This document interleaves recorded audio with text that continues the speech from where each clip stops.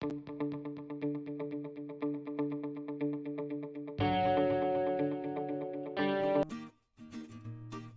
bismillahirrahmanirrahim. Assalamualaikum warahmatullahi wabarakatuh. Alhamdulillahirabbil alamin. Allahumma shalli wa sallim ala sayyidina Muhammadin wa ala alihi wa sahbihi ajmain. Raditu billahi rabba wa bil islami dina wa bi Muhammadin nabiyya wa rasula. Rabbi zidni ilma warzuqni fahma. Aku ridho Allah Tuhanku, Islam agamaku, Nabi Muhammad nabiku. Ya Allah, berilah aku ilmu dan pengertian. Rabbi shrah li sadri wa yassir li amri wahlul 'uqdatam min lisani yafqahu qawli. Ya Allah, lapangkanlah dadaku, mudahkanlah urusanku, ringankanlah lidahku agar mereka mengerti perkataanku. Rabbi firli wali walidayya warhamhuma kama rabbayani shawira. Ya Allah, ampunilah dosaku dan dosa kedua orang tuaku, sayangilah mereka sebagaimana mereka menyayangiku sewaktu aku masih kecil. Amin. Alhamdulillah hari ini kita bisa lanjutkan pembelajaran kita. Untuk hari ini Ustadz akan lanjutkan ke tema 5 subtema 3. Memanfaatkan waktu, silahkan simak materi dari Ustadz berikut. Buku yang Ustadz gunakan adalah buku Mendikbud. Ini ada di halaman 101. Materi tentang rantai makanan dan jaring-jaring makanan. Silahkan simak baik-baik. Kebergantungan antara makhluk hidup dan lingkungannya menjadi bagian dari kehidupan di dalam sebuah ekosistem. Tumbuhan mendapatkan energi dari matahari, hewan mendapatkan energi dari tumbuhan atau hewan lain yang memakan tumbuhan. Tumbuhan berhijau daun mampu membuat makanan sendiri. Makhluk hidup yang dapat membuat makanan sendiri disebut produsen. Apa tadi? Makhluk hidup yang dapat membuat makanan sendiri disebut dengan produsen, seperti itu. Banyak jenis makhluk hidup yang tidak dapat membuat makanan sendiri. Mereka mendapatkan energi dari makanan yang mereka makan. Makhluk hidup yang memakan makanan tanpa bisa membuat sendiri disebut dengan konsumen. Jadi makhluk hidup yang tidak dapat membuat makanannya sendiri itu disebut dengan konsumen. Jadi gimana dia mendapatkan makanan? Dia mendapatkan makanan dengan cara memakan tumbuhan atau memakan hewan lain, disebut dengan konsumen, seperti itu. Beberapa jenis konsumen memakan tumbuhan. Konsumen ini dimakan herbivora atau herbivora yang memakan tumbuhan disebut dengan herbivore. Kemudian konsumen yang memakan hewan disebut dengan karnivor. Yang memakan hewan disebut dengan karnivor. Ada juga konsumen yang memakan keduanya, baik tumbuhan maupun hewan. Ini disebut dengan omnivor atau omnivora. Ini ada gambar rantai makanan, kemarin sudah kita jelaskan ya. Energi mengalir dari suatu makhluk hidup ke makhluk hidup lain di dalam rantai makanan. Rantai makanan adalah hubungan yang khas antara sekelompok produsen dengan konsumen. Ini rantai makanan antara produsen ya. Rumput ini disebut dengan produsen, kemudian konsumen 1, konsumen 2, konsumen 3. Konsumen itu lalu menjadi sebentar, saya sampai sini tadi ya. Produsen melepas energi kepada konsumen. Konsumen itu lalu menjadi mangsa konsumen yang lainnya. Mangsa adalah semua hewan yang diburu untuk dimakan oleh hewan lain. Dengan demikian, mangsa akan melepas energinya kepada pemangsa. Pemangsa atau predator adalah konsumen yang berburu makanan. Jadi energi dialirkan dari produsen kepada konsumen di dalam rantai makanan. Ini kemarin rantai makanan sudah kita jelaskan. Biar Ustadz jelaskan lagi sedikit dengan yang agar bisa dipahami ya. Belalang di sini dia membutuhkan energi untuk kehidupannya. Untuk dia hidup dia membutuhkan energi. Energi didapatkannya dari makan. Nah, jadi karena energinya didapatkan dari makan, akhirnya belalangnya mencari makan. Akhirnya belalangnya makan rumput. Begitu juga dengan katak. Katak dia membutuhkan energi untuk dia hidup. Akhirnya dia mencari makan. Makanan katak ternyata adalah belalang. Akhirnya kataknya makan belalang. Ular pun juga demikian. Ular juga membutuhkan energi untuk dia hidup. Akhirnya ular ini mencari makan. Makanan dari ular ini adalah katak. Akhirnya ularnya makan katak seperti itu. Jadi disinilah disebut dengan rantai makanan. Hubungannya adalah seperti ini. Ini disebut dengan rantai makanan. Sedangkan rumput ini dia disebut produsen. Kenapa? Karena rumput ini dia mampu menghasilkan makanan sendiri. Ini produsen, ini konsumen 1, konsumen 2, konsumen 3. Sampai situ bisa dipahami ya.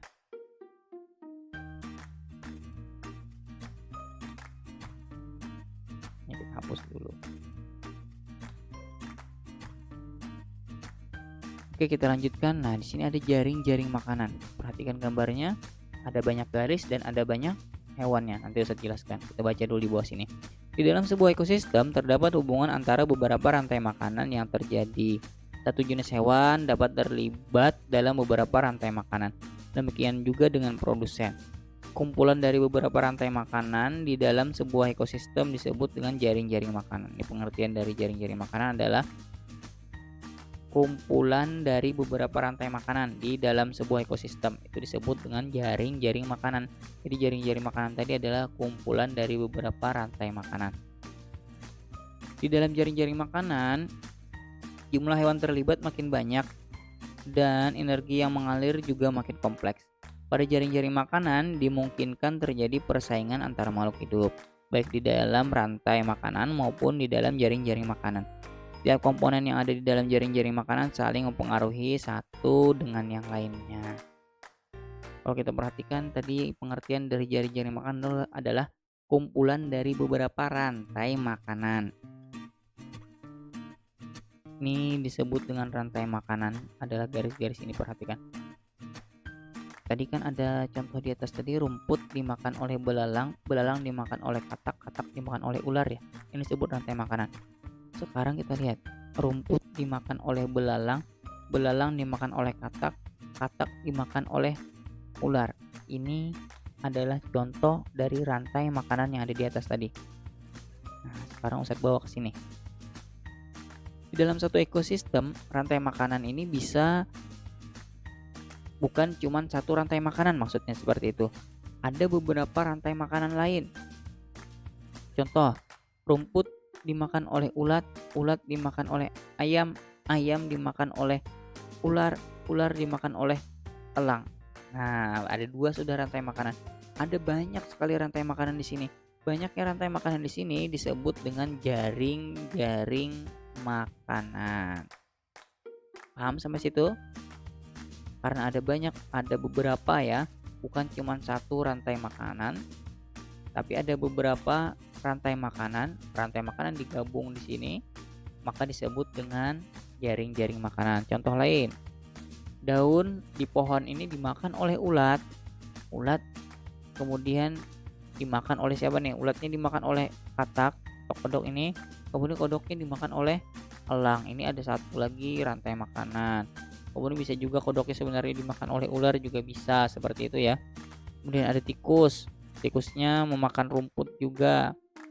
Tikus dia makan rumput, akhirnya tikusnya langsung dikejar oleh elang. Nah, dimakan oleh elang. Ini juga disebut dengan rantai makanan.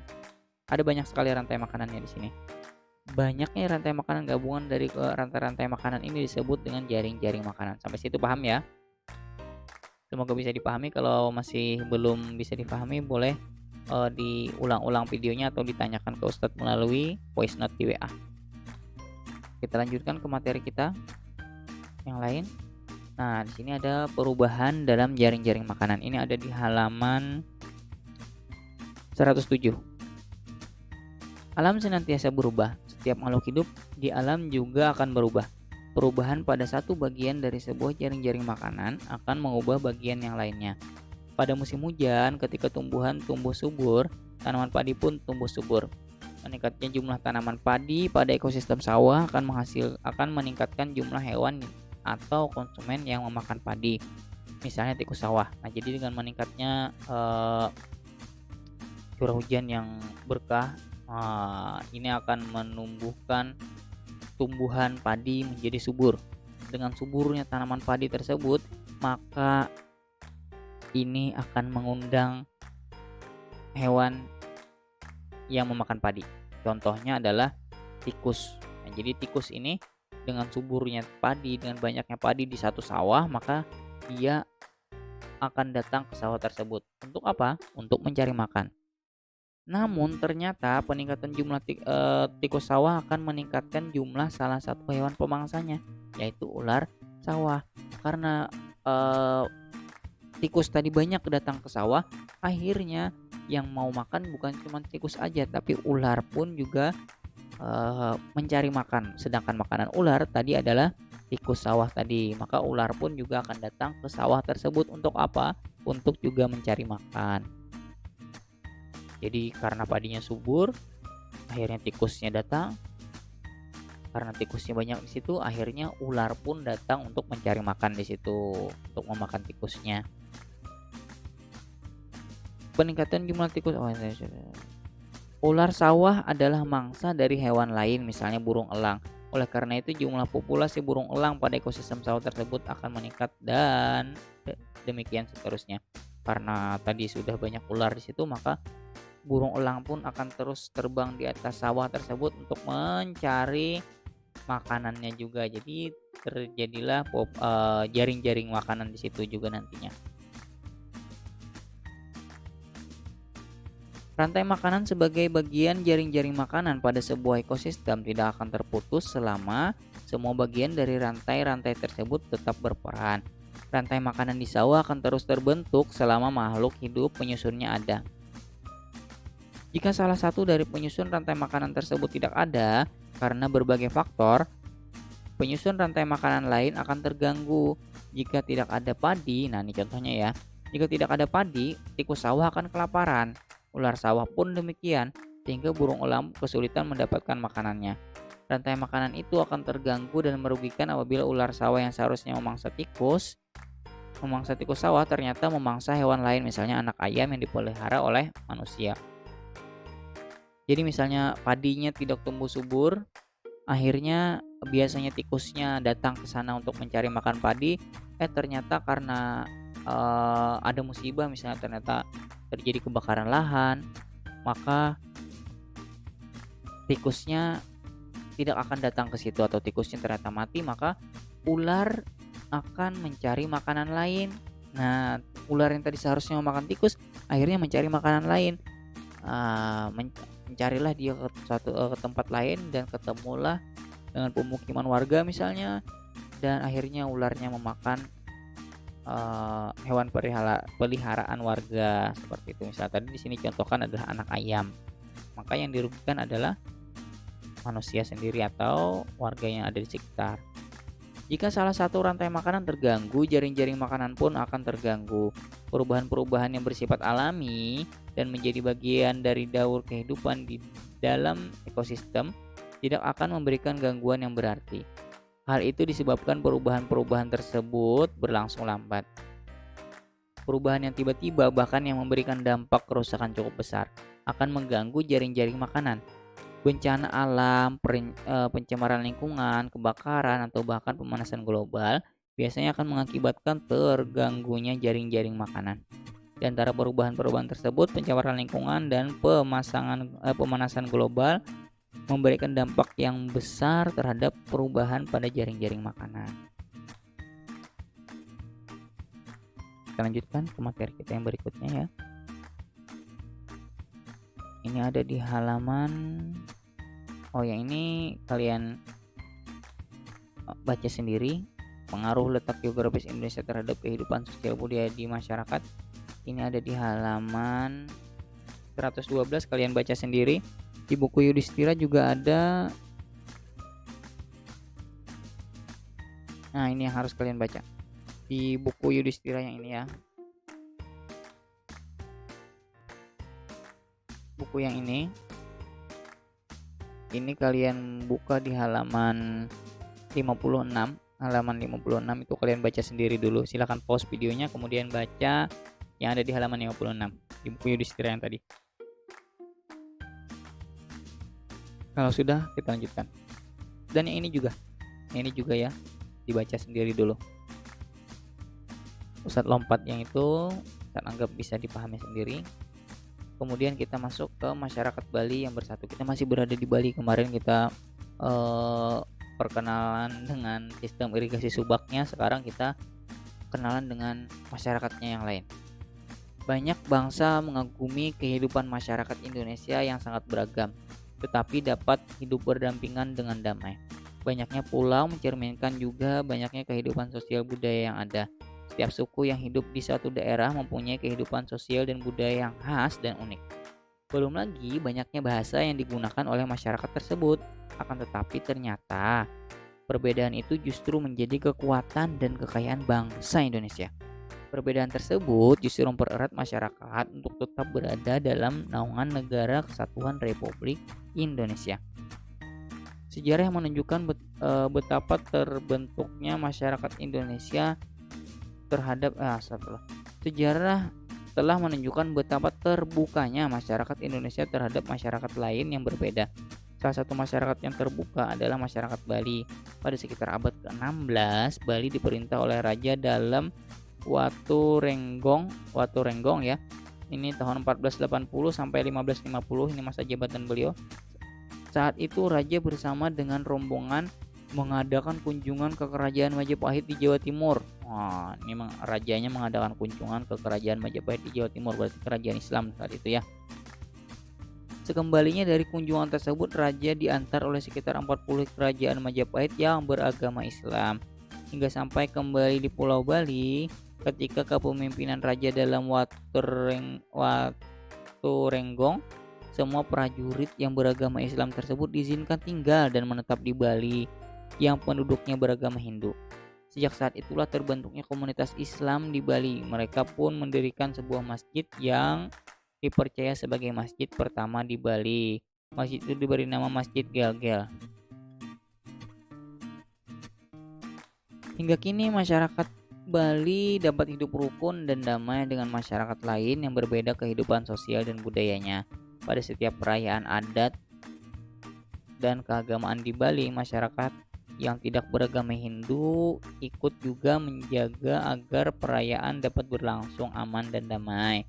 Demikian halnya ketika umat Islam dan Kristen menjalankan ibadahnya seperti salat Jumat atau tarawih dan kebaktian minggu. Masyarakat Hindu di Bali ikut menjaga tempat-tempat ibadah seperti masjid dan gereja. Ini walaupun berbeda dan hidup berdampingan, namun tidak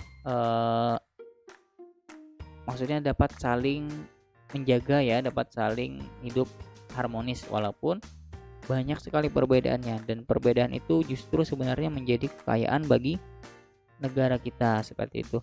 Ini kalau kita lihat ada ilustrasinya, ini adalah umat Hindu menjaga umat Islam yang melaksanakan salat tarawih. Ini gambar ilustrasinya. Ada dua orang umat Hindu yang menjaga umat Islam, umat Muslim yang sedang sholat tarawih.